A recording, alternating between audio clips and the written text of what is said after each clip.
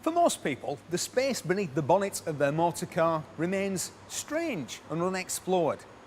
Now, I'm not suggesting that you share my unbridled enthusiasm for all things internal combustion, but knowing how to do just a few simple checks under here could not just prolong the life of your car, it could make the driving experience a whole lot safer.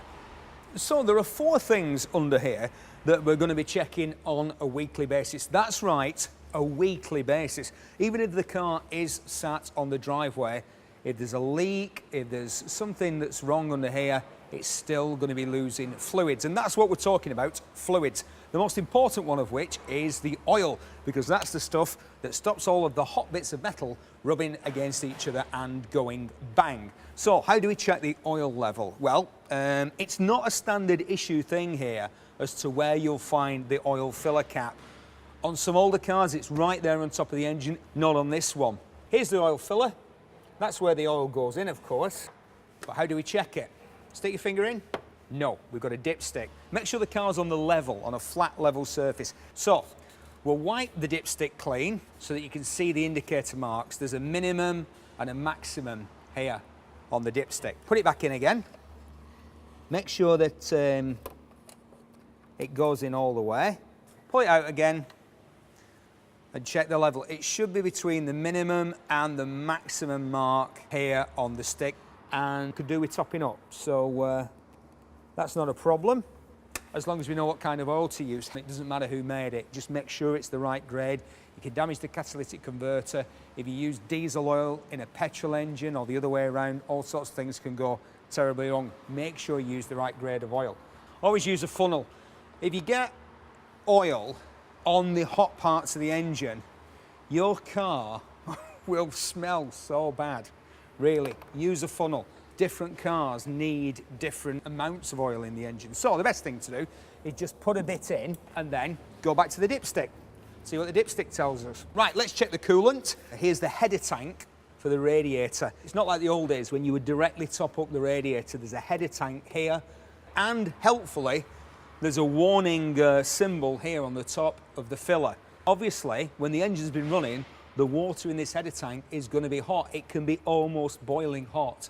So you do need to be very careful. Only really check it before you set off on your journey when the engine's still cold. So, there's a marker here. There's always a marker on these header tanks.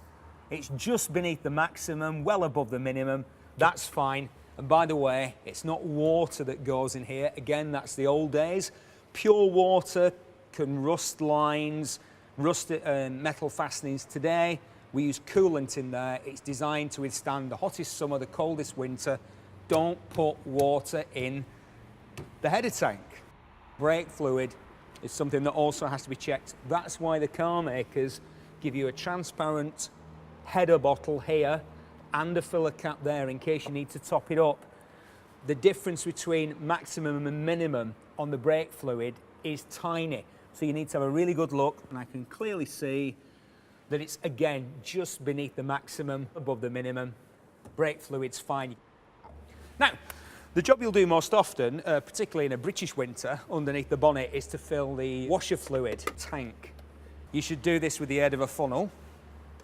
You should use the recommended washer fluid that the manufacturer says you should. You can get this stuff diluted or you can get it undiluted. Get the proper stuff, get the screen clean. If you can't see through the windscreen, you can't drive your car. I mean, it's not like you can reach round on the motorway and just keep wiping it with a cloth.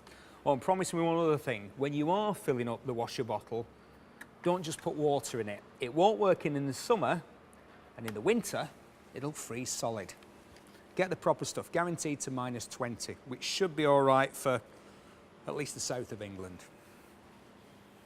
Of course, checking all of the fluids and liquid levels and making sure everything's in just the right place is all part of the service at a Cooperative Motors Group service centre. They service all makes and models and do a free 25-point check on any car that's brought in for a service or an MOT. Enjoy your driving.